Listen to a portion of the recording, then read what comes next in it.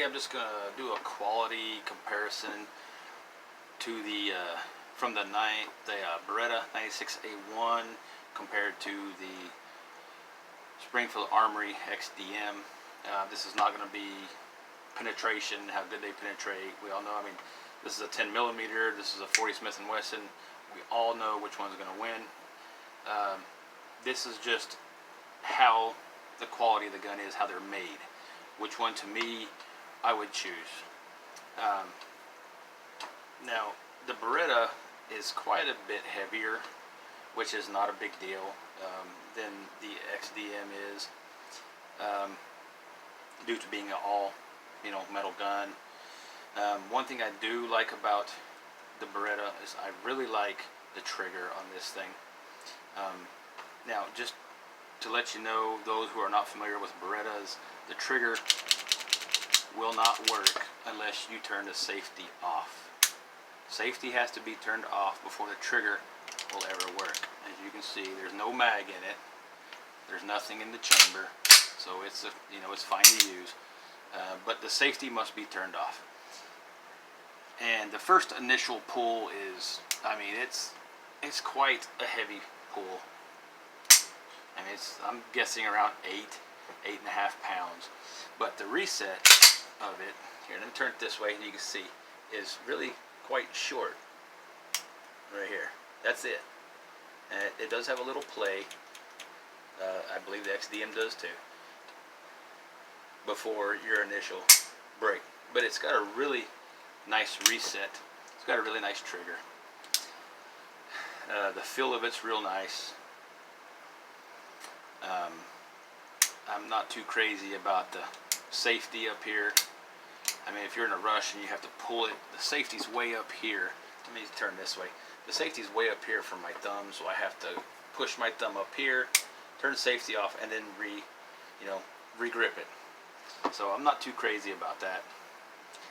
It does have a decocker, which is pretty nice. You have it, the hammer back, and you can push that down and it will decock it as well, as you can see, just like that.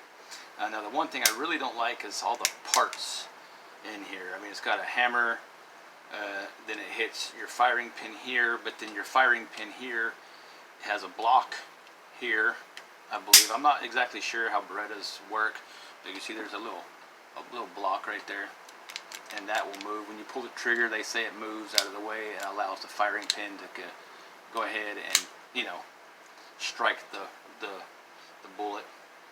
But and with the hammer back, you can see there's a little piece of the firing pin right there, and when you move the decocker, it moves that pin out of the way. I mean, it's like a two-piece firing pin inside there. I'm not too crazy about that. That's just more complex design inside here than it is inside the XDm. The XDm is just a single striker fire pistol. It just has your firing pin in here, and the trigger is real nice. I really like the trigger. The reset of the XDm is actually quite nice. There it is. It does have a little play, just like the Beretta does. I think they all do. I mean, that's just something you got to live with. And it also has a really nice clean break to it. But the inner workings of the XDm is much simpler than they are in the Beretta. It's a lighter handgun, as I said, due to the polymer frame. To take the Beretta apart here compared to the XDm, the Beretta is quicker to take the slide off. You just got to push this little button here, and there's a little lever on this side. You just pull it down while you're pushing the button in, and it just pops off, and you slide it forward. Now the inner workings of it, the guide rod, it is polymer. It does flex. Not too big on that. The string, the spring is, it's fine, but the guide rod being polymer, I mean, I've never had a problem with it, but I like steel guide rods. Both of these are factory set up still. I have done nothing to the inside, no upgrade or nothing like that, except the handle grips. That's it. The barrel, I mean, it has a locking mechanism for the barrel inside here, as you can see. You got to push this little piece right here, and it will release and raise this up here. As you can see, it raised it up, and then you can slide the barrel out, just like that. So, I mean, it's not a very, don't get me wrong, it's good, but then you have all these parts here to worry about, you know. You got your little locking mechanism here, and damn, it's trying to slide out. Look at that. Look at that. It's trying to slide out. You can see it right there. So that's one thing you got to be careful for. You got to push that back in right there. So you got to be careful for that. And to put it back in, it's kind of a pain sometimes. You got to get that little locking mechanism just right. And there we go. It's got these little arms right here that they have to slide in just right, and it'll lock the barrel back in. And then you put your rod back on. Now it's really nice to put the slide back on the frame. You just put it over your rails and then rack the slide, and it automatically locks back into place. That I really like, along with the large ejection port. I mean, the whole top of that is open. Very nice ejection port. Less chance of getting a stovepipe, something like that, than you would on the XDm, just due to the size of the ejection port. Now the XDm, it's a little bit longer to take apart. You got to slide it back. You got to lock the slide back, and then you got to take this lever here and pull the front of it up like this, and then you can release it and pull the slide off. It takes a little bit longer to take the slide off. To me, it's no big deal. Now the guide rod itself is much stouter.